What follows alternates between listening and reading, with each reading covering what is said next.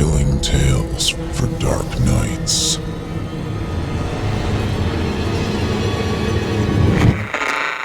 Want to make sure you never miss a Chilling Tales for Dark Nights video again? Be sure to subscribe and hit that bell to turn on notifications. It's time to turn off the lights and turn on the dark. Chilling tales for dark nights.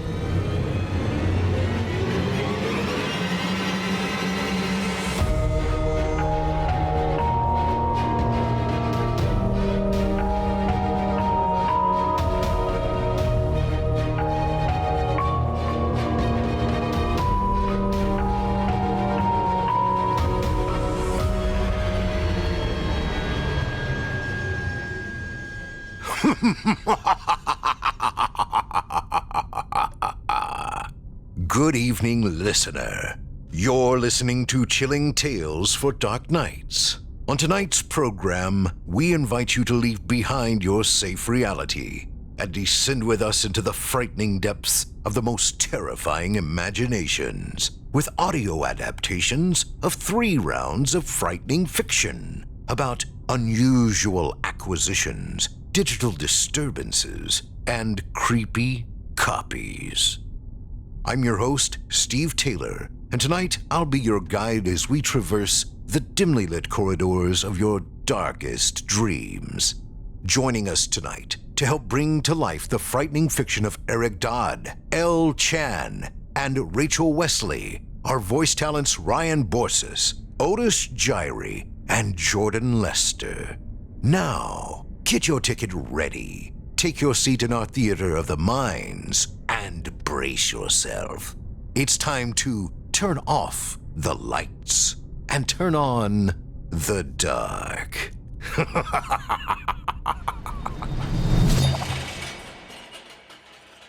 Our first tale tonight was written by Eric Dodd, also known by his online moniker, Unksmal, and is voiced by Ryan Borses.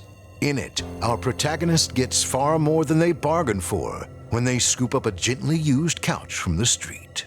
You know there's a saying these days, if something is free, you're the product. You've been warned. Without further ado, I present to you Curb Furniture.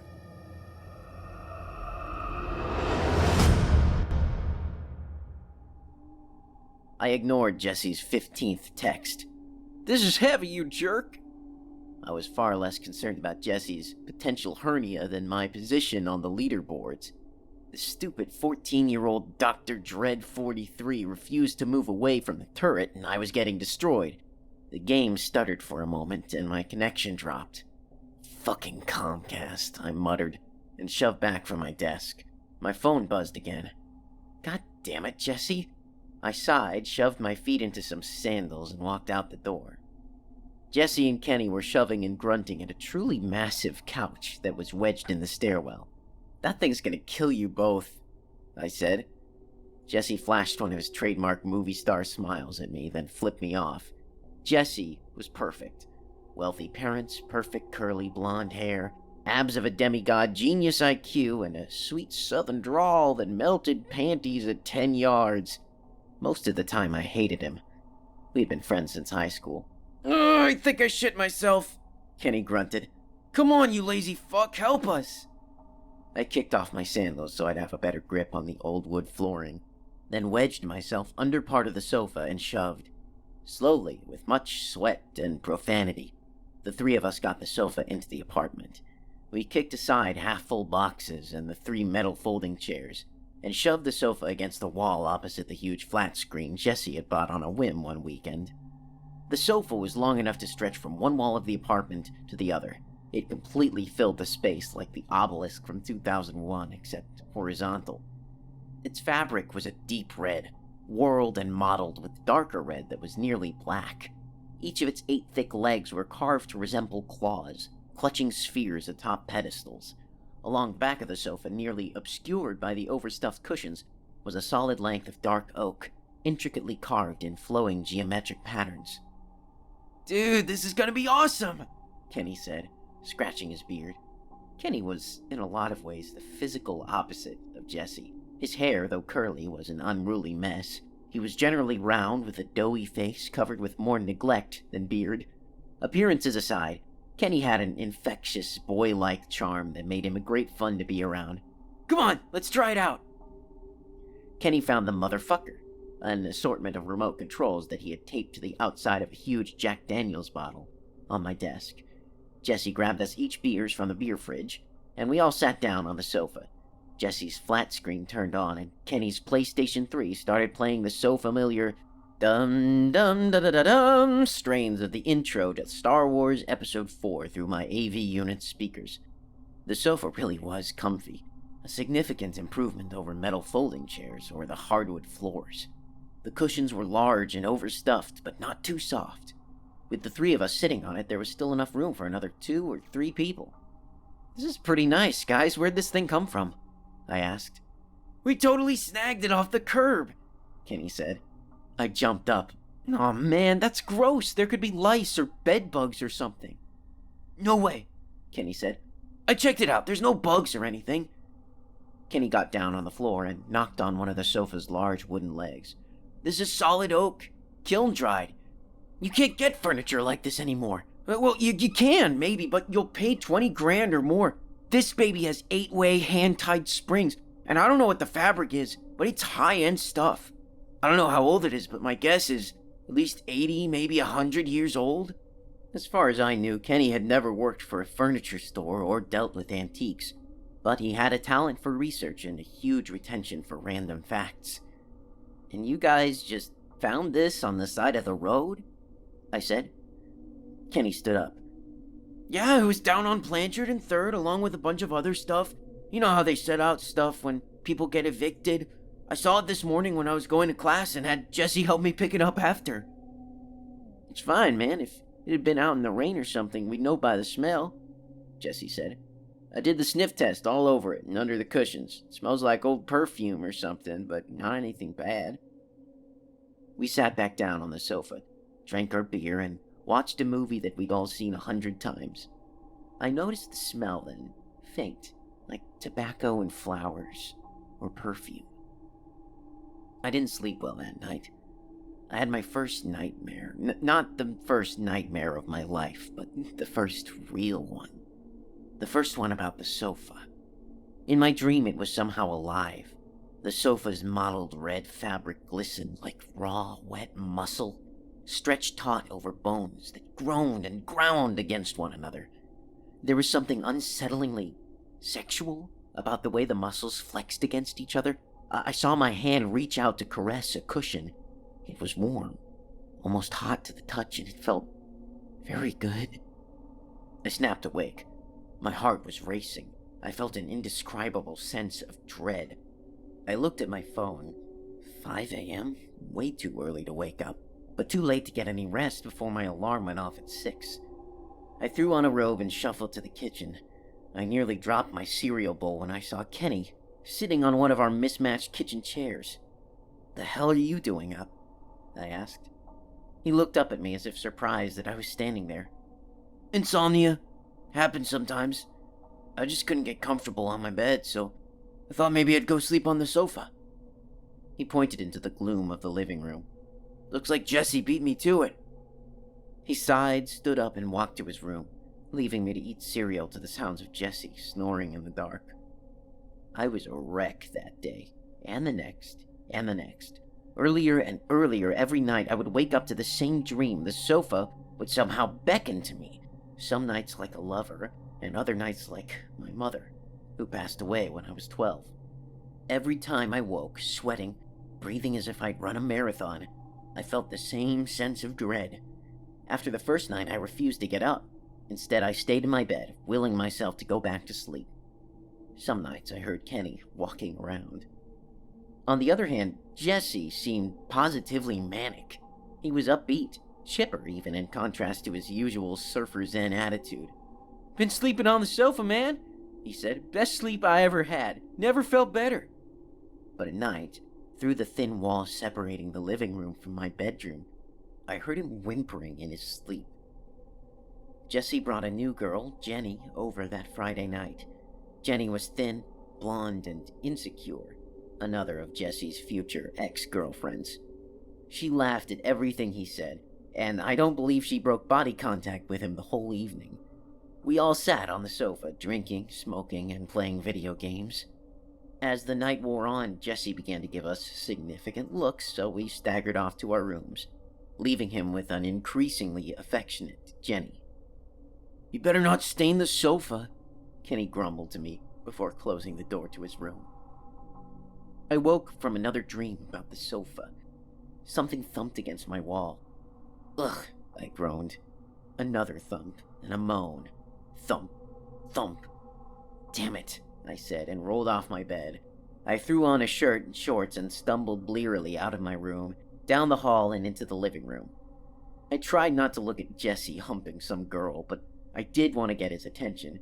"Jesse, keep it down, it's late." Thump. In the dim blue glow of the flat screen, I saw Jesse straddling Jenny, arms locked around her throat. His swim team shoulders bunched and the tendons in his arms stood out like cables.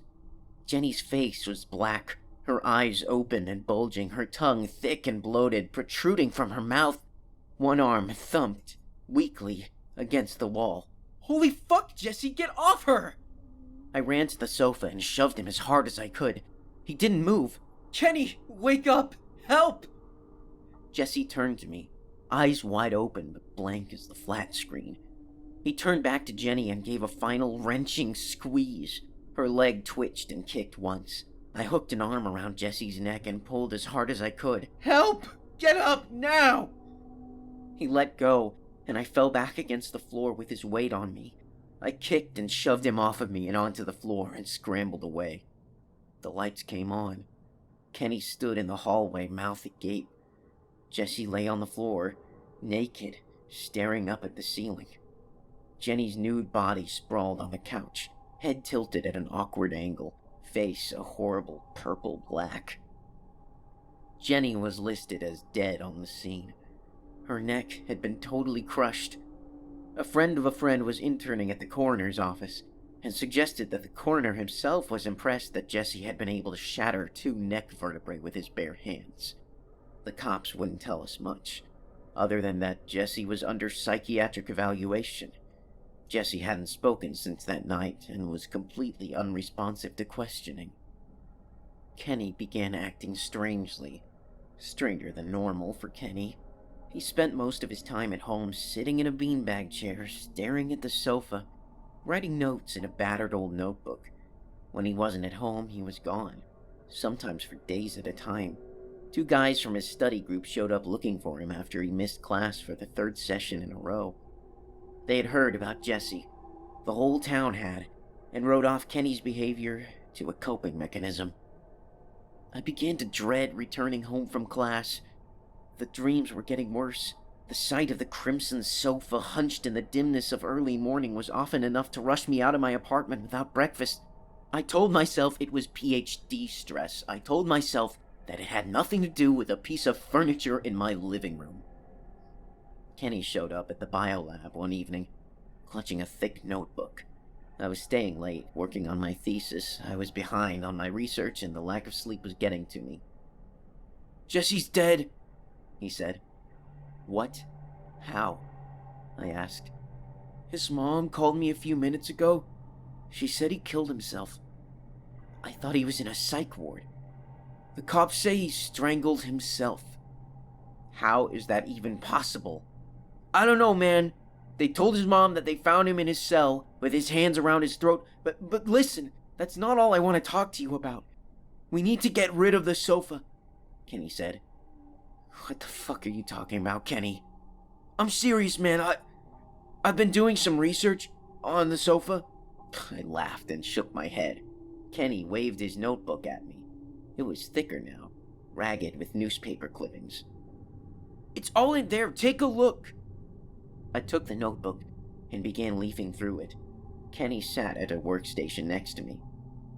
"I got to thinking, where did that sofa come from? Like, originally, and why was it just sitting out on the curb like that? It's a really nice piece of furniture, so I went back to where I found it. The apartment was vacant, so I called and told the landlady I wanted to rent it. Some Phi Delta girls had been renting it before. The landlady told me that, dude, bad shit happened to the 3 girls who had that place before. The first one drove headfirst into a tree. No alcohol or drugs or anything. The second one went nuts. Like, clawed her own eyes out nuts. She's still locked up. The last one, though... Kenny shuddered. She was a babysitter. She locked herself and 3 kids in the family car and took a long drive inside the family garage. No note, nothing. Kenny pointed out some newspaper clippings. There's the obits, there, and some newspaper articles about the deaths. It gets worse, Kenny said, and wiped a slightly shaky hand across his forehead. I asked around, and it turns out one of the frat guys in my Cal 3 class dated girl number 2, the one who hit the tree? I nodded. Yeah, well, before they started dating, when he was still trying to get into her pants, he helped her pick up some furniture off the curb. A red sofa, I said. Yeah, he said it was a fantastic find. I had them tell me where they found it. That place was a nice old house. It was up for sale, so I called the owner, had him meet me for a showing. He said he'd inherited the place from his father, who passed away about 2 years ago. Said he'd sold all the original furniture, but he put some of the stuff out on the curb. I laughed and told him I just found an awesome old red sofa on the curb just a few weeks ago. He laughed too and said it was probably his dad's, and that he remembered how heavy it was when he picked it off the curb the first time. He figured, since he found the sofa on the curb, it was only fitting to put it back there, as a way to give back. He was all jovial and shit, till I asked him how his dad died. Then he got all cold and said it was a family matter. Pretty much shoved me out the door. Kenny looked at me. Bet you can't guess who his dad was. No clue. Larry Munson. Oh, fuck. Munson had abducted, raped, and killed 6 young college girls over the course of 3 years. It was a town scandal, and an embarrassment for both the local cops and the FBI. Munson was 63 years old, far older than the normal profile for a serial killer. He never had any priors and didn't appear to have any tendencies before he started killing. I thought they blamed that on a brain tumor. Yeah, a brain tumor, Kenny said, or a fucking evil demon sofa. We both laughed for a moment, then stopped. I realized that both of us had glanced toward the door, toward our apartment, as if it might be listening. Anyway, before he kicked me out, I got Munson Jr. to tell me where he picked up the sofa. He said a lot of mean things about my mom, but he eventually told me he picked it up on Laurel Avenue. The building is gone now, but it was the site of a brothel. It was a nail salon for years, but everyone knew what was really happening there. Got busted about 4 years ago, as part of an international human trafficking sting. They found a bunch of bodies buried in the sub-basement. Apparently, the managers would retire employees who didn't perform up to standards. Kenny flipped a few pages in the notebook. Take a look at that, he said, pointing to a newspaper photo. The grainy newsprint showed the brothel manager's office, posh with expensive furniture, exotic plants, and a large overstuffed sofa. I bet it'd be red, if this were a color photo, I said. Got hard to track after that. Obviously, I couldn't talk to the brothel manager or any of the employees. The manager's in federal prison and most of the workers were deported. Then I thought, what if I just look for the worst things that happen in this town, then look for a sofa? Kenny pulled out a yellowed, glossy photo. No fucking way, man. This is too much. Every school kid in town can tell you who W.C. Malone was. He was our town's Al Capone, a small-town gangster who ruled the whole county with a bloody fist from 1922 to 1928. Capone might have been wealthier and more high-profile, but rumor had it that Capone himself was appalled at Malone's tactics. According to some sources, Malone invented the Colombian necktie, in which a victim's throat was slashed and his tongue pulled through the cut, leaving the victim to slowly drown in his own blood. Historical estimates put Malone's personal body count in the hundreds, and his gang's count approaching 1,000. Malone's reign of terror ended abruptly in 1928, when his girlfriend stabbed him to death with an ice pick. She went to trial for murder, but not a single juror voted against her. The photo showed W.C. Malone in his trademark white hat, grinning around a cigar. He was leaning against the overstuffed back of a sofa. If the photo had been in color instead of grainy newsprint, I would have bet the sofa would have been a deep, deep red. Kenny rubbed a hand across his unshaved face. What really gets me, man, is where did Malone find that sofa? Did he find it on a curb too? What if that thing has always been curb furniture, getting passed along, owner to owner for nearly 100 years? We need to get this thing out of our apartment, I said. We stood at the door to our apartment. Neither of us wanted to touch the knob. Just open it already, I hissed. Fine, Kenny muttered and twisted the knob. The door swung open into the short hallway that led to the living room. I flicked on the lights. The sofa sat against the wall. No demons flying out of the cushions, no witches. Just a big dumb piece of furniture, he said, and chuckled nervously. I wedged the door open. Kenny grabbed one end of the sofa and I the other. We both lifted. The sofa was very, very heavy. Kenny took the lead, walking backwards toward the door. By the time we got to the door, we were both exhausted and dripping with sweat. We set the sofa down for a moment. Turn it, like this, I said, gesturing with my hand. We'll have to angle it to get it into the hallway. Kenny grunted agreement. As I picked my end of the sofa up, something snagged my thumb. Ah! Fuck! I yelled, and dropped my end. Kenny staggered back from his end. What, man, what? He shouted, eyes panicky white. Nothing, I said. There's tacks under the edge. One of them must have got my thumb. I held my thumb up to the light. The wound was superficial but bleeding. I watched as the drops splattered onto the sofa's mottled red surface. The fabric seemed to absorb the blood greedily. I pressed my thumb against the padded arm. My blood didn't seem to smear into the fabric. It felt cool and very nice. Snap out of it, man, Kenny said. He was shaking my arm. You've been staring at the sofa for a few minutes. I shuddered, suddenly repulsed by the thing. Let's get this bitch out of here. Angle it up and out. Right. Then it's a few feet to the stairway, then a straight shot out the door. Kenny grimaced and grabbed his side of the sofa again. We twisted and shoved and moments later had the sofa filling the length of the hallway. I'll go down first. Just follow my lead, he said. The cut should have been a warning. I should have known what was going to happen. We both should have. I've gone over this part 100 times, 1,000,000 times, and this is what I still remember happening. I had the sofa by the end, arms braced around the heavy oak legs. Kenny had a similar hold. He called out the steps. 1, 2, 3, 4, 5. At 6, the sofa twisted. It rippled like a living thing, bucking in one wild thrash, ripping itself from my hands. Kenny fell backwards, skidding down the remaining stairs. The sofa fell after him. No, I must be honest. The sofa leaped after him. Its narrow edge crushed his skull like an eggshell. I saw this all as I fell forward to land on the upturned sofa. Cops, EMTs, neighbors. Nobody saw the sofa. I suffered a severe concussion, a fractured ankle, and a broken wrist. The nurses and eventually the cops told me the stairs collapsed. They said the property management company was accepting full responsibility. They offered me condolences. Condolences for what? The only thing I could think of was the sofa. I didn't even think about Kenny until later. I kept having migraines. The doctors said they were from the concussion.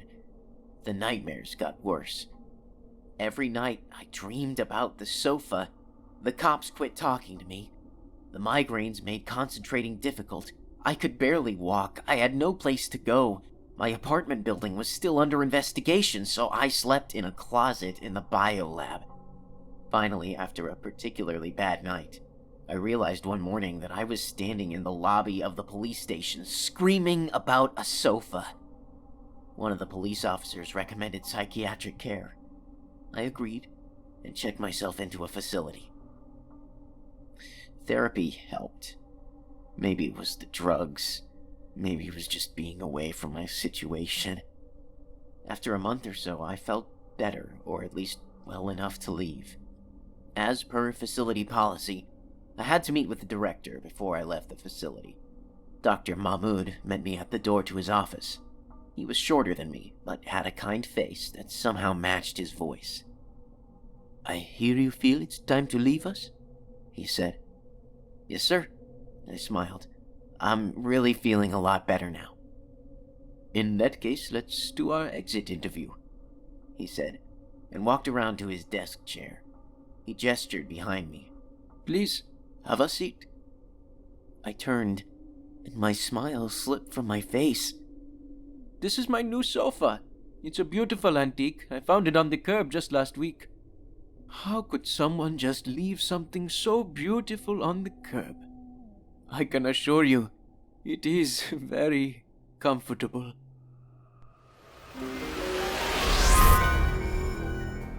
And now a word from one of our sponsors, Raycon. Raycon's wireless earbuds are simply amazing. I got 2 pairs of them about a month ago. I gave one to my wife. I gave one to myself, obviously, because I love having wireless earbuds and everybody needs a great pair of them. But before you go dropping literally hundreds of dollars on a pair, I want you to check out wireless earbuds from Raycon. The E25 earbuds are what I've got. Their newest model, the Everyday E25, are their best ones yet. 6 hours of playtime, seamless Bluetooth pairing in stereo with excellent bass response, but it's not boomy, and a more compact design that gives you a nice noise-isolating fit. You put it in your ear, you kind of twist it up into your ear a little bit right there, and it seals you from the outside world.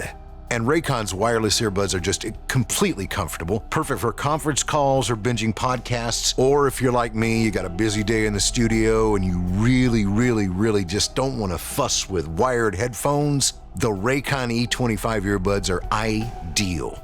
Stylish and discreet, no dangling wires or stems to distract anybody. And in case you didn't know, Raycon was co-founded by Ray J, and celebrities like Snoop Dogg, Melissa Etheridge, and Mike Tyson are obsessed with the Raycons. So, I got a special offer for you. Now's the time to get the latest and greatest from Raycon. Get 15% off your order at buyraycon.com/chilling. That's buyraycon.com/chilling for 15% off Raycon wireless earbuds. buyraycon.com/chilling.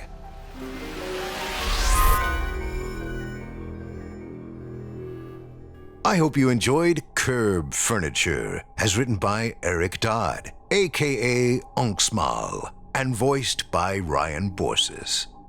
Up next, we've got a second sinister story for you, as written by author L. Chan and performed by Otis Jiry, host of the Scary Stories Told in the Dark podcast. In it, we learn the hard way that technology isn't a tool just for us mere mortals, and there are things far worse than viruses and malware lurking between the lines of binary code. Without further ado, I present to you Digital Edition.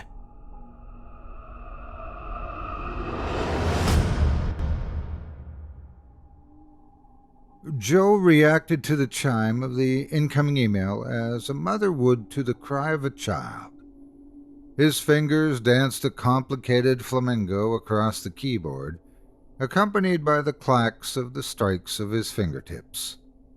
There was but a single new message, winking at him, from Alan, one of his colleagues down at the department. He sighed. No subject header, and a huge attachment to boot. A twitch of his index finger brought the email up. No content either, nothing but a single mysterious file. Nothing recognizable in the file name, just a string of nonsense numbers. Another click would have opened the file. Joe would have. He almost did.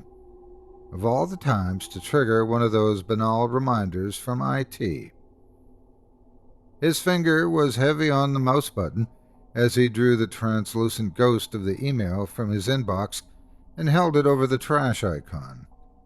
He imagined it squirming there like some sort of wriggling bug, but he didn't let go. He'd have to ask Alan about it the next day. He strode confidently through the quiet corridors of the library office. Located in the bowels of the building, this was where old books went to die. Silence wasn't a rigidly enforced rule down here. It was a shroud, coating the place even more thoroughly than the dust. The idea behind the conversion project was simple. Expand access to the university's considerable repository of knowledge. Democratize and digitize it all.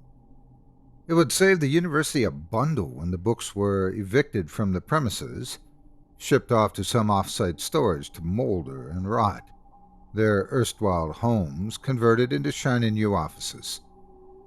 There were a few teams on the conversion project. Alan led one of them, working on cataloging, scanning, tagging, and bagging. Alan and his small team were working on some particularly strange texts. A mismatched team, to be sure. Gordon was a department veteran, counting down the days to retirement. With his spindly arms and little pot-belly, he reminded Joe of a starving tick. Kimberly was a fresh-faced young lady in her mid-20s, her hair dyed an unnatural pink, the buttons on her clothes holding in rolls of flesh straining at cheap cloth. And Alan, of course. He and Joe had entered the administration at around the same time.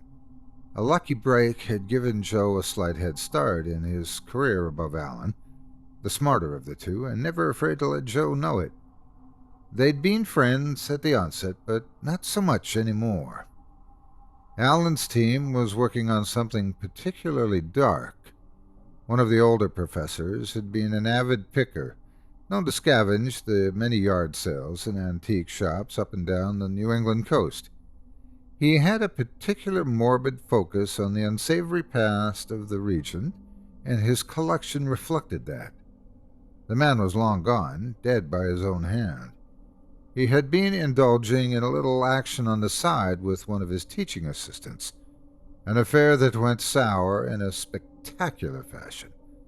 The scandal rocked the university at the time, ending with his hand curled around a bottle of pills, the dried vomit crusting on his papers.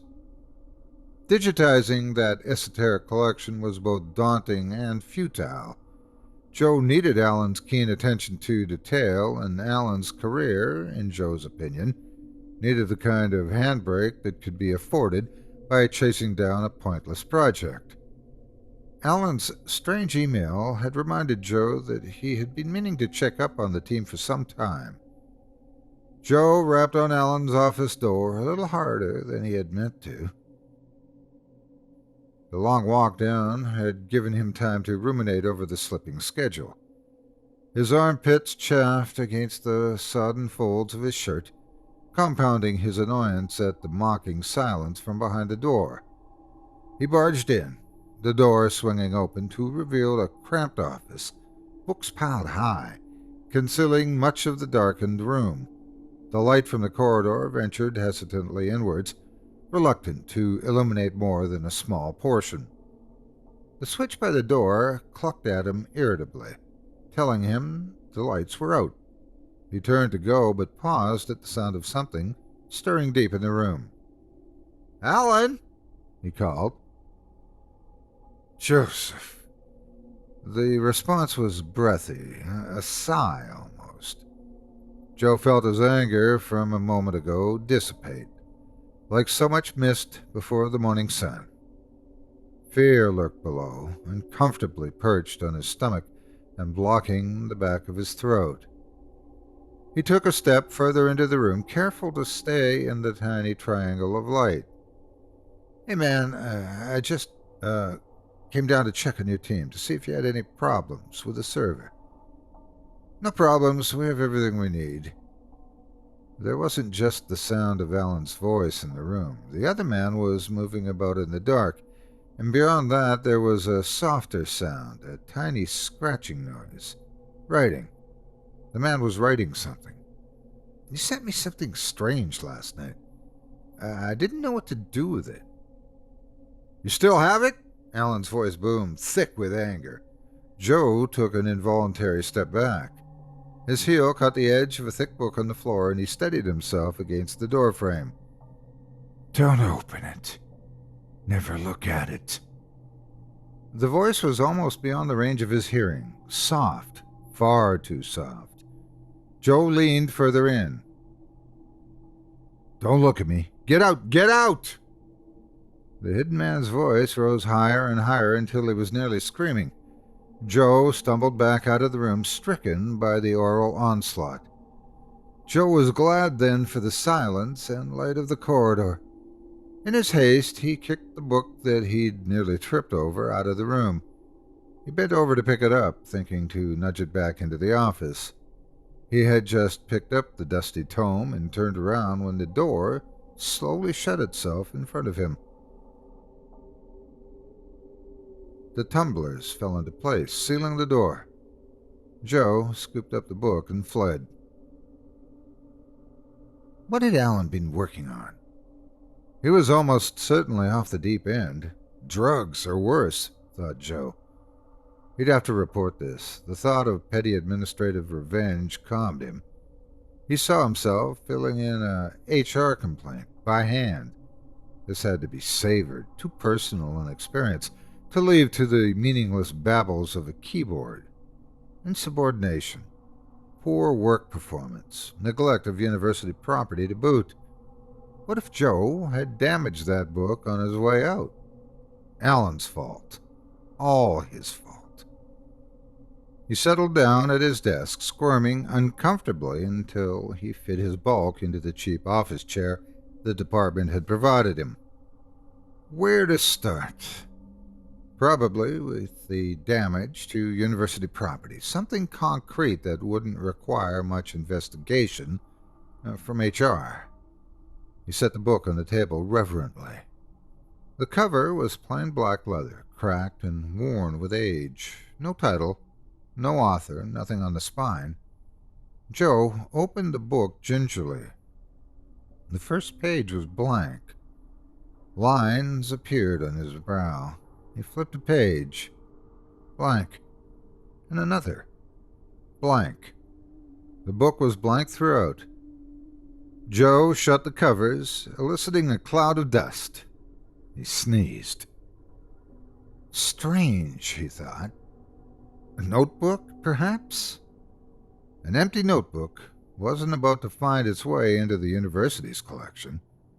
He powered up his computer and, upon opening up his emails, discovered nothing new, apart from a reminder from IT to clear his inbox before he overshot his email quota. Odd. He'd always been particular about filing off his emails. He managed to find an email with Alan's latest progress report. Up to now, he'd been impressed with Alan's attention to detail. The man was thorough. He'd cataloged each digital edition obsessively. Physical descriptions, book length, authors. Joe soon realized the folly of his work. He had no information about the book whatsoever. In any case, why on earth would he be looking for a blank notebook in a catalog of books? The episode must have unbalanced him more than he cared to admit. Something had caught his eye, though. The index, the catalog index, on the last book the team had worked on. He checked Alan's other email to be sure. The numbers lined up. Alan had sent him the last digital edition last night. He looked up the details of the catalog. Cover, black leather. Dates to mid-17th century based on the style of language used. Approximately 251 pages long. Author unknown. Title not specified. Something clicked. It had to be the same book. But the book on the table was empty. He picked it up again, looking closely at the pages. Handwritten, they had said. He could see the little indentations left behind, ghost words. as though someone had scrawled on the pages with a pen and no ink. So, a team, working on arguably the most boring task in the world, managed to mess up their work. Alan, waiting somewhere off the deep end, muddling around in the dark of his office. A 300-year-old book, one that had been read and digitized, with nothing more than blank pages. This was turning out to be a bad day. Joe wondered what on earth the team had digitized if the book was empty. He brought up the file from the night before. He glanced at the meta information. 293 pages. Joe messaged his temples with his thumbs. There had to be a mistake. There were more pages in the digital edition than in the empty physical copy. Joe looked up at the text of the book. Except it wasn't the handwritten script of some long-dead hand. Arrayed before him was a mind-numbing array of symbols, odd geometric shapes juxtaposed with curling lines. His tongue dried as he drew shallow breaths through his open mouth. The symbols seemed to dance and writhe before him. He'd never seen this foreign alphabet before, yet they seemed to whisper to him. Couldn't make out what they said, but they hinted at some grotesque shape, amorphous yet many-legged, curling and chittering beyond the range of his sight. It took a supreme act of will for Joe to close the document. He wiped his brow with his sleeve, unsurprised to see a damp spot left by his sweat. The light winked out from behind the screen, leaving nothing but his pale, staring visage, looking back at him in that dull black mirror. He left the empty book next to the screen and left his office for home. It was time to call it a night. Joe opened his eyes. He was sitting, cross-legged on the ground. Kim stood over him, her pudgy fingers locked under his chin. Her small fingernails dug into the flesh of his neck, feeling more like chitinous points than Joe cared to admit. "Joseph, you let her in." Joe couldn't speak. There was a gag in his mouth, a slippery rope or something similar, pulled taut. The air was thick with some metallic tang. Joe tasted the blood in his mouth. The rope was coated in it. Blood. That was the smell. The whole room smelt of it. Gordon found her first, of all the places, trapped in a book. A book. She was practically a god, thousands of years old. Joe's torso ached terribly. Breathing came hard. His lungs struggled, fighting against a tight cage of bone and tendon. His hands were trapped, bound by the same slimy rope that gagged him. Kim leaned in, her pink fringe dangling from her scalp, brushing Joe's eyes. He blinked. Forgotten for years, the old man found her first, but his mind was too weak, too feeble for what she needed. We are different, young, strong, fertile minds. We will add our songs to hers. We nurse her young. We nurse them here. She tapped her skull with her free hand hard enough to produce dull thumps. Joe began to cough and retch, the gag in his mouth smothering him. He clenched his jaws, his teeth sawing at that spongy, cursed thing. "Look at you," she said. Her face, near enough for him to smell her stale breath over the reek of the blood.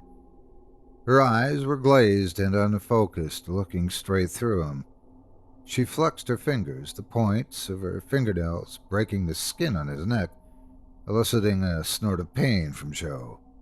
"Weak, unworthy," she snorted, standing up and rubbing her hand on her thigh, as though to scrape away something dirty. He finally managed to spit the gag from his mouth. He felt the rope hit his lap with a dull, wet smack. He looked down at the gaping hole in his torso, the squirming, purplish mass of intestines spilling out onto his lap. He raised his wrists, saw his innards wrapped around them. Before he opened his mouth to scream, He followed the trail of viscera spread across the floor. There in the chaos, amidst heaving loops and whirls, he saw the letters of the book, pulsating with an obscene life as his last meal made its way through the bowels. Joe kicked off the sheets, a sodden, sour-smelling mess. He rubbed at the gummy corners of his eyes with one hand, whilst the other kneaded the ample flesh around his midsection, squeezing it hard enough to hurt. He hadn't seen Kim in over a week. Why the unsettling dream, then? The light streaming through the window told him he had overslept. He was going to be late. He got into his office a little past 10. He settled down into his chair again and arched his back. The pops in his spine gave him no satisfaction. A cup of coffee sat on his desk, the white steam curling above the dark brown fluid. He began his daily ritual, hoping that the smooth flow of routine would soothe his mind. Empty inbox. Nothing except another reminder from IT to clear his emails. Odd. He hadn't received anything since Alan's message. They were being overly enthusiastic again. Still troubled by his dream, he searched for the offending message. The events of the day before must have spooked him enough to bring on that nightmare, dredged out of the depths of his subconscious. He paused, his finger almost clicking the mouse. The file sat there, a smug little paperclip, at the bottom of the email. Joe could almost see the symbols in front of him again, hear that mad chittering at the edge of his hearing. Something was out of place. It took him a while to get it. The email from IT, the inbox, the attachment. The attachment had grown. It was bigger than it was when Alan sent it to him. Impossible. He opened the digital edition again to see what he already knew. The number of pages had increased. The book was growing. He scrolled through the document. The symbols came to life, crawling up the screen like a horde of many-legged insects. The undulating wave gave him a sudden bout of nausea. He got to the end of the book. He didn't have to look closely to find the familiar sequence of loops and whirls from his dream at the end of the book. He picked up his phone and dialed his assistant. "Did you get me Kim on the line?" He brought his coffee to his lips. There was silence. He lowered the cup. "Did you hear me? I asked you to help me call Kim." "Oh, Mr. Robinson, hasn't anybody told you yet? Miss Eccles passed away. It was in the news yesterday. Someone found her 2 days ago." He hissed as the hot coffee sloshed over the rim, burning his fingers and splashing onto the table. "They don't think she was murdered. Folks on the news said there was a huge mess in the apartment. She'd taken a knife to herself. All the doors and windows were locked from the inside." His assistant was babbling. Joe lowered his scalded finger down to the table, swirling it around in the puddle of coffee without looking. "So nobody got out and in for a few days." She spoke faster and faster, the words rushing out, nearly incoherent. "They say her dog must have been starving, considering what it did to her body. 2 days. She'd been dead 2 days. His assistant was still going on about it, but it was just a wave of noise. Without a word, he set the phone down, gulping down a deep, rattling breath to try and calm himself. He suppressed a shriek upon seeing the twisting symbols rendered in coffee upon his table. Joe gathered up his coat. He was going to speak to Alan again. There was no answer from behind the cheap plywood door. Joe tried the office line and Alan's mobile. Nothing there either. The door still wasn't locked. The scene beyond the door was exactly the same as before. Mountains of books blocked Joe from looking further into the room. As if reluctant to venture deeper, the harsh fluorescent lighting from the hallway struggled to reach beyond the vicinity of the threshold. The light switch still wasn't working. This was a mistake. He turned to leave. Joe, hey, buddy. Joe froze. There was that same breathy, unearthly quality to Alan's voice. Alan gave a little hiccuping giggle. Hey, man, come on in. Don't be shy. Joe stepped across the threshold. The room seemed cooler than the corridor outside. Close the door. It'll be easier for us to talk. Your lights are out, Al. I can't see a thing. I see all I need to see. It'll be better for you this way. Last chance. Make a break for the door, Joe thought. Head straight back to the office, burn the book, remove all traces of the digital edition from his computer, and forget that any of this ever happened. The click of the door shutting had a certain finality to it, as though he closed off more than the rest of the hustle and bustle of the university. Maybe he left the last vestiges of normality outside. Only madness remained. You're doing fine there, buddy. Just take 2 steps forward. Good. Now another 3 steps to your right. Mind the books. We can talk now. Joe swept his hands in front of him. The center of the office had been cleared of furniture. He wandered forward, shuffling his feet across the carpeted floor, a resounding hiss accompanying each and every footfall. His probing fingers met the wall.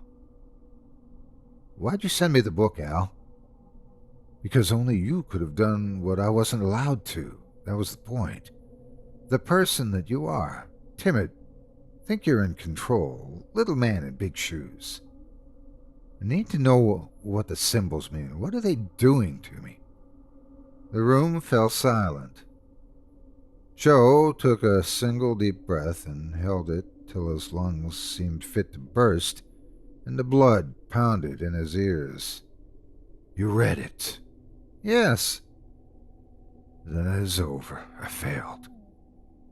What was I supposed to do? Alan snorted. Nothing special. Do what she wouldn't let me. Follow your routine. Hide in your little shell, department head. Never open attachments. File them away. Delete her. Who are you talking about? Kim told me about her. Kim told you nothing. She's the one that was in the book. The one that's living in your computer now. How can a person live in a book? Not a person. Gordon found her first in some musty old tome. She isn't human. She's something else. Something worse. You know what I think? I think she's more like a virus. Do you know how viruses work? Like germs. More than that, buddy. We don't know whether they're alive or not, just some DNA in a little package. Pure information, man. Genetic information that gets into a cell and changes your behavior. Makes the cell birth more viruses. That's what I think she is. She's in my head now, in all our heads. That's what they did, found a way to reduce something to its essence, an idea. An idea reduced into writing. The book wasn't full when the professor found it. She's changing me. I can hear her. And there's something more. I think she's growing. Pages keep getting added. Even while we were converting it, pages kept filling up. Alan's voice seemed to come from everywhere at once. Joe ran his fingers up the wall. They came away wet and gummy. He knew what coated the wall without having to smell his fingers. What happens in the end? I don't know. My journey is already over. Joe groped blindly about the room, using his fingers as a guide against the wall. His foot thumped against something heavy. He kneeled down.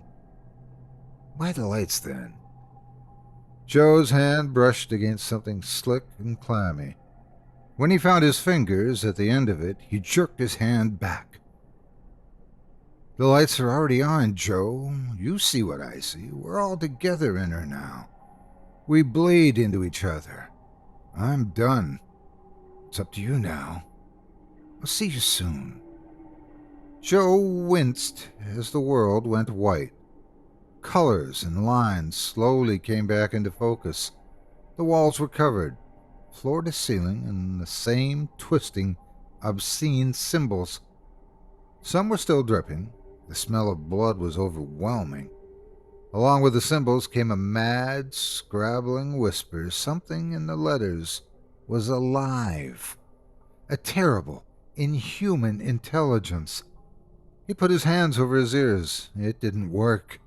The sounds were coming from inside. "She's inside you now," he heard Alan say again. Joe had to look away from the walls. When he saw what was lying on the floor, he had to bite the inside of his cheek to keep from crying out. Alan was sprawled on the floor. Joe couldn't help but stare at the man's lips, hoping to see some signs of life from those purplish flaps. Alan must have been dead for some time. Long gashes crisscrossed his arms, the oldest already scabbing over.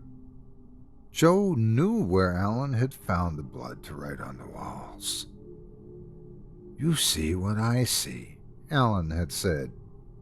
It was dark for Alan, impenetrably dark, because Alan couldn't bear to look at the writhing letters either. Joe knew why he saw nothing, because Alan saw nothing, because Alan lay there, supine and slack-jawed, weeping tears of blood from empty eye sockets, a never-ending scream upon his lifeless face. It was late when the police finished up with Joe. He'd left out all the details about the symbols and the damnable digital edition on his computer. He had other plans for the book. He could feel her there, coiled in the back of his brain. The symbols were starting to crop up everywhere he looked. Closing his eyes didn't help. Even then, he could see them, as if they'd been seared into the back of his eyelids. Could still hear the drone of incomprehensible sounds over the nighttime noise of a busy city. He found his office unlocked. When he entered, he discovered why. The last of her children were waiting for him. Gordon. The small man was in Joe's chair, facing away from the door. The light gleamed off his scalp, visible through his thinning hair.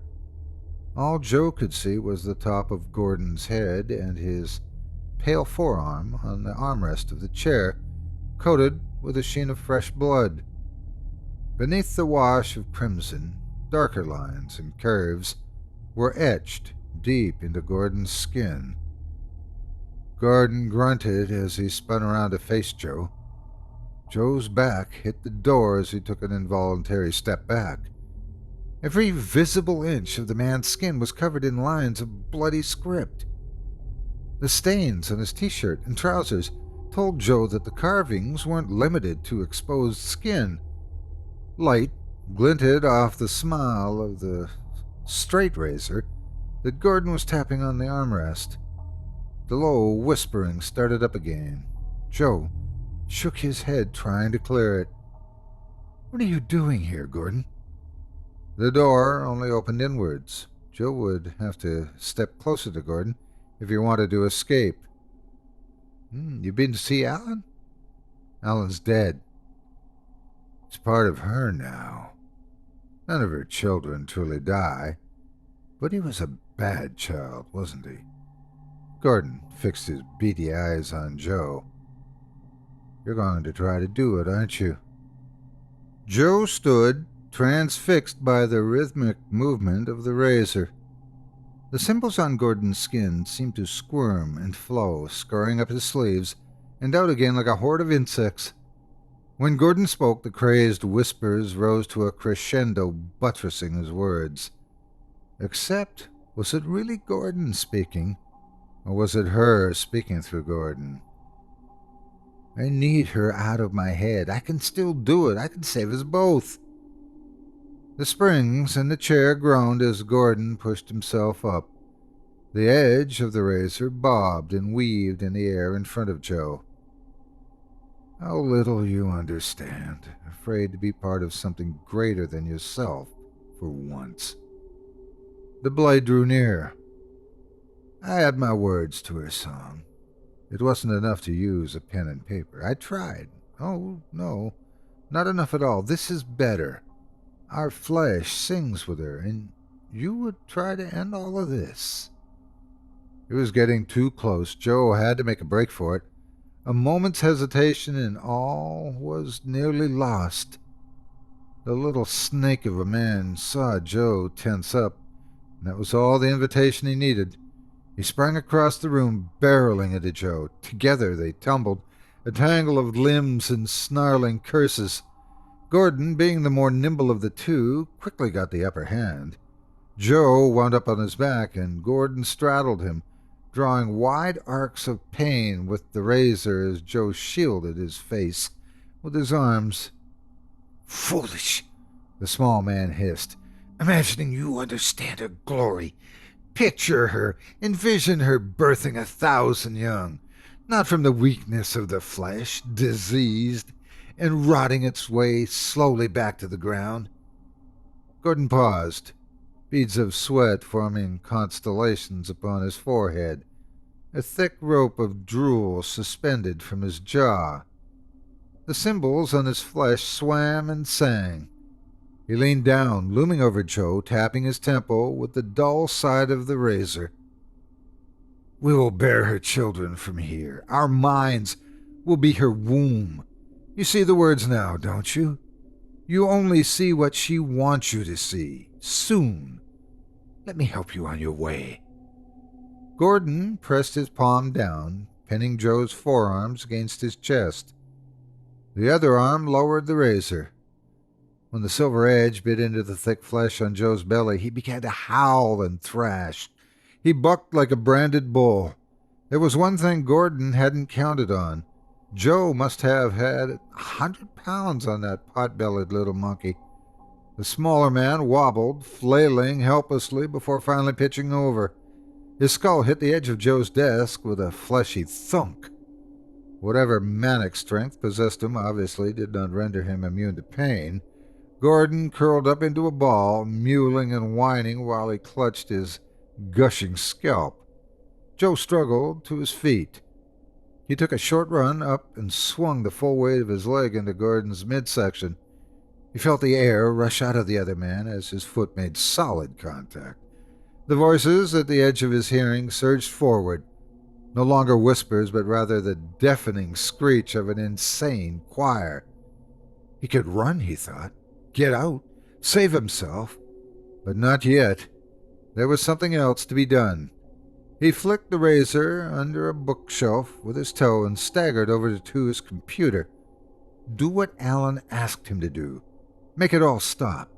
Make the pain stop. He punched in his password. His inbox sat before him. He blinked and rubbed at his eyes, leaving a smear of blood across his face. He watched as the letter Q lengthened, sprouted spindly legs, and scuttled across the screen.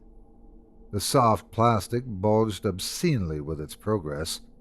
All around it, letters were melting, the lines of text losing their veneer of familiarity. He was losing it. He squirmed his eyes shut and raked his fingers down the long, deep cuts on his forearm, hoping that the pain would bring him some focus. He squinted, the lines of the screen blurring and swimming. There it was. He moved his fingers in a familiar dance across the keyboard. The screen slowly came back into focus, the inhuman chorus fading back to silence. Had he won? Gordon groaned. No time. He snagged his mobile phone off the table and quickly left his office, dialing for the police as he went. The little man got to his feet.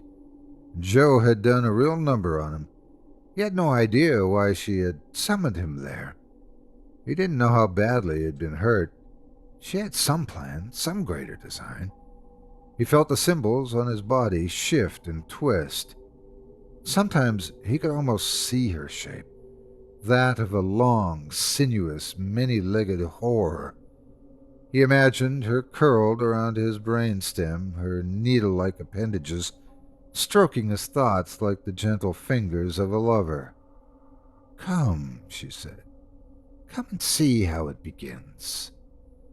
He held 2 scarred forearms against his belly as he stumbled towards the computer. The fat man hadn't won. Far from it. He saw his mother sitting there, a simple computer icon, bulbous and pregnant with promise. Before his eyes, he watched the size of the file waver and grow. Bigger. It flowed again. Bigger still. He bared his teeth, whether in a smile or a rictus of pain. He knew not. Never again. Never again to be trapped. My song will be heard everywhere in this age. I have so much to show you all. What could that obese dolt give her that he could not? A university department head was nothing when compared to her glory. But there were things the fat man could do, things that even a devoted son like Gordon could not. Then he saw it, what she wanted all along. Her designed, grand and beautiful. To coax, to shuttle the silly man down this path. In the distance, sirens wailed, coming closer. A fresh email from IT appeared in Joe's inbox. They were beyond caring about the swelling file on the server. No, they were more interested in why a department head would abuse his access rights to the university-wide mailing list. Gordon was content. He sat back in the chair, running his fingers down the burning text on his arms as he waited for the end.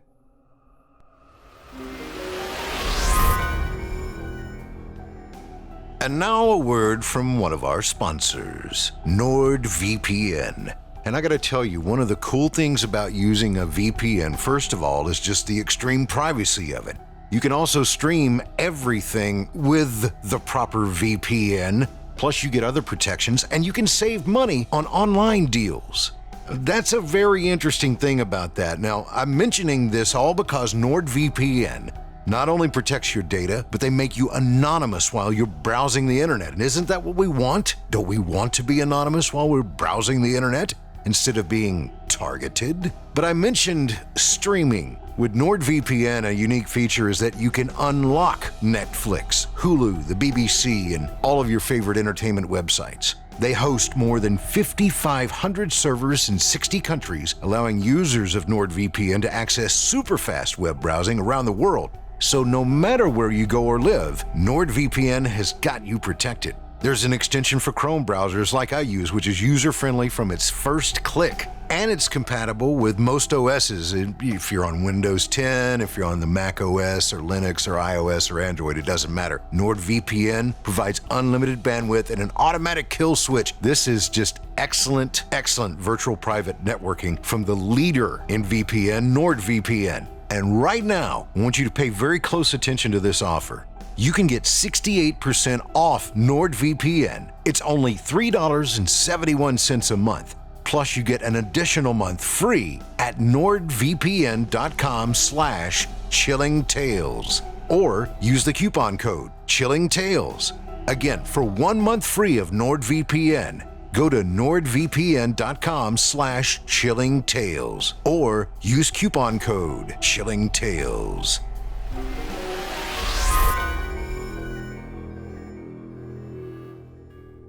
I hope you enjoyed Digital Edition, as written by L. Chan and performed by Otis Jiry. If you enjoyed that last tale, I personally want to encourage you to check out Mr. Jiry's podcast, Scary Stories Told in the Dark, now in its 7th season and available on Apple Podcasts, Spotify, Stitcher, and wherever else you can listen to and subscribe to your favorite storytelling programs. Or visit simplyscarypodcast.com and visit our shows page, and you'll find it there. Each of Otis's 7 seasons has 24 episodes, so if you're new, oh boy, do you have a lot of catching up to do. If you enjoy what you hear, please leave Otis a kind word and a 5-star review on the app of your choice. And let him know you heard about him here on Chilling Tales for Dark Nights. It would mean a lot to the both of us. And besides that, Otis is a fantastic fantastic guy. Up next, we've got a third and final dose of darkness for you, in the form of a tale from author Rachel Wesley, and it's brought to life by voice actress Jordan Lester. In it, we'll learn that not only can looks be deceiving, so can voices. Without further ado, I present to you Mimic.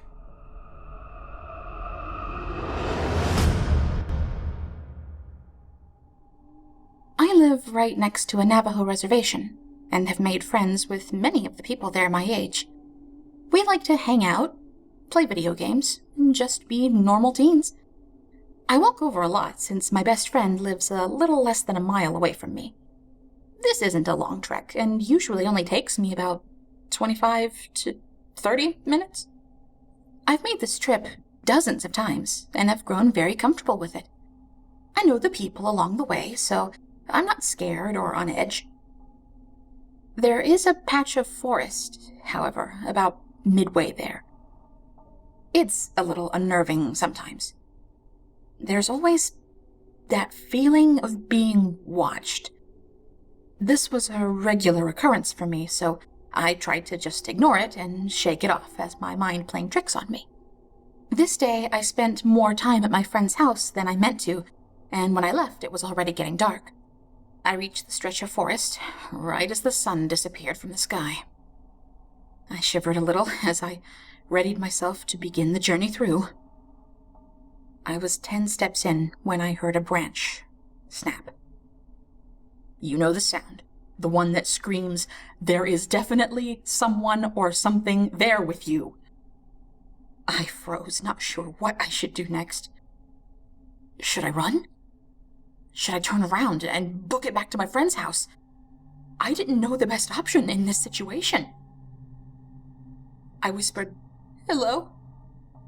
my voice cracking as the words fell from my lips. I don't know why I even opened my mouth, but it was out there, so I listened for any reply. My heart sank when the answer came back in the sound of my voice. "Hello?" I started to breathe too fast. My heart pounded against my chest. I felt like I might faint. "Hello?" My voice came again, but not from my mouth. I wanted to run, but my feet felt cemented to the ground. I couldn't scream. I couldn't reply as my voice echoed over and over from a short distance away. I couldn't pinpoint exactly where it was coming from.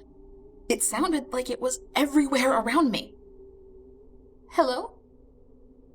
Hello? Hello?" it repeated. "Stop it!" I finally managed to tear from my lips. Everything went silent. For a seemingly endless minute, nothing happened. The air grew stale, and I realized for the first time that there were no typical forest sounds.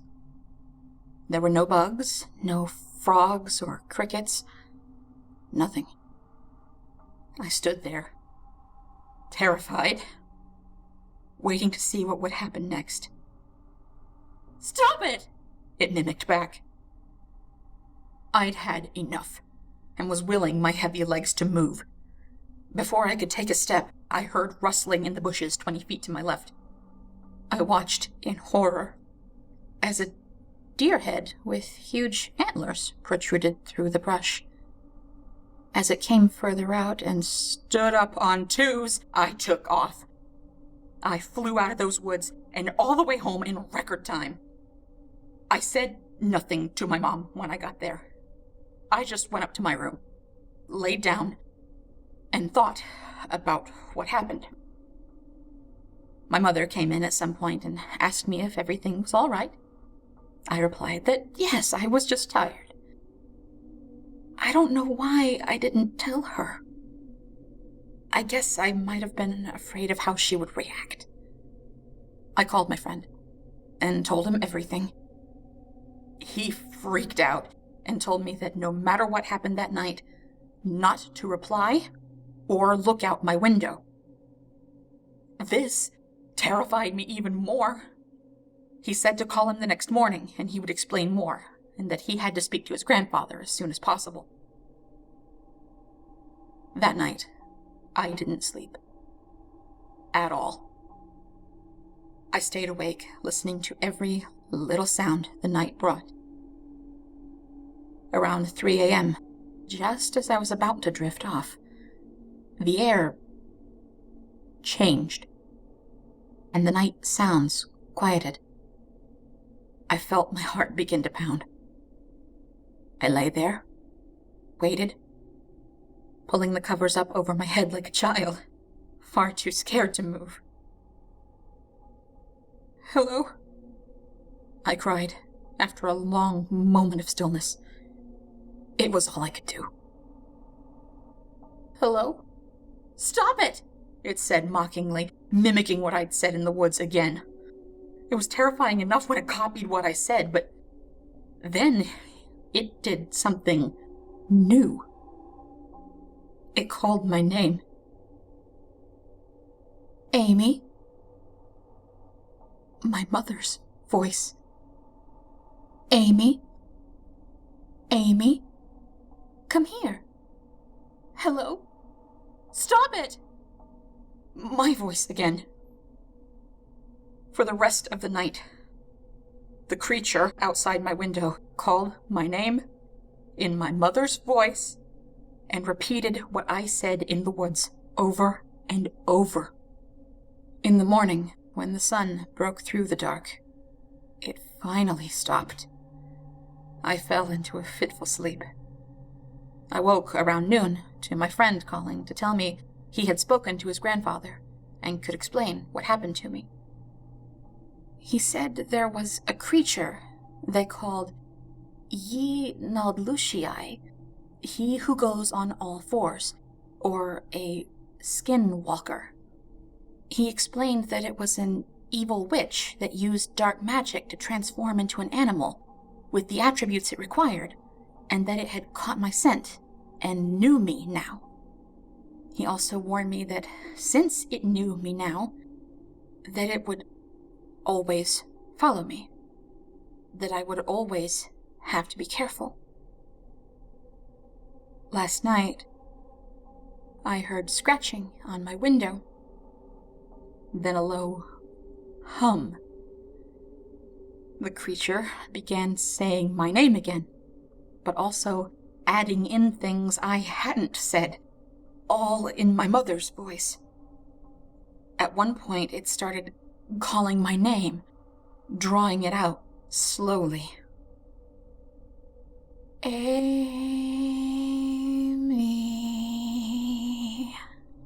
it called. It tried to get me to come outside, or to open the door and let it in my house. This went on all night. I feel like I've gone crazy. Somehow, I've been told, I'm supposed to deal with the fact that some thing is going to stalk the shadows around me for the rest of my life. I can't take that.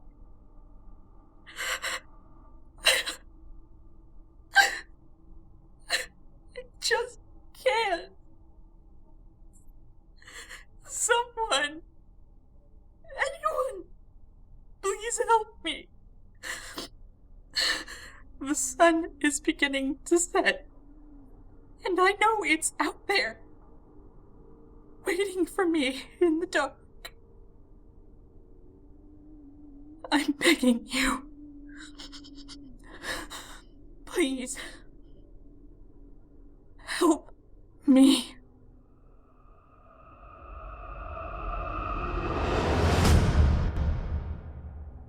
I hope you enjoyed Mimic, as written by Rachel Wesley and voiced by Jordan Lester.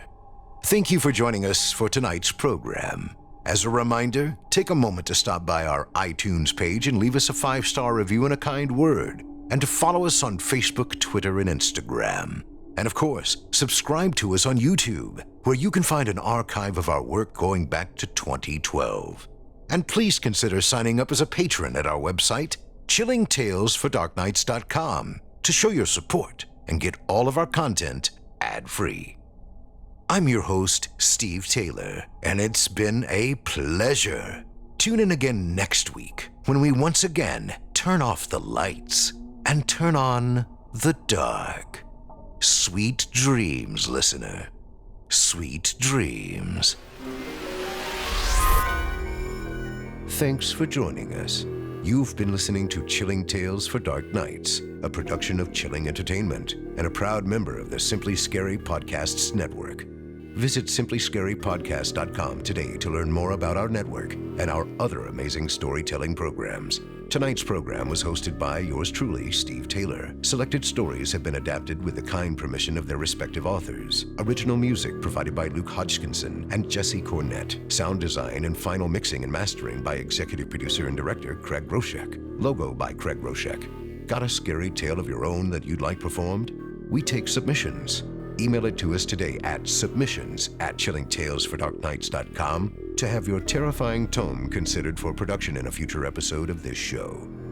If you enjoyed what you heard on tonight's program and are joining us on your favorite podcast app, subscribe to us to be sure you never miss an episode, and leave us a 5-star review and a comment. Your feedback means a lot to us. You can also follow Chilling Tales for Dark Nights and yours truly on Facebook to connect anytime and get the latest updates on this and other programs and my channel.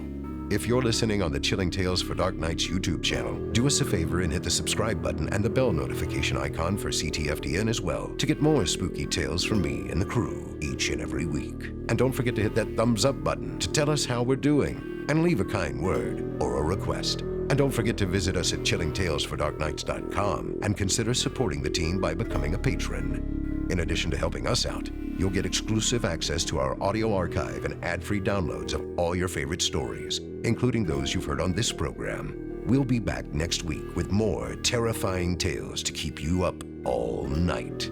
But that's all right. Who needs sleep anyway?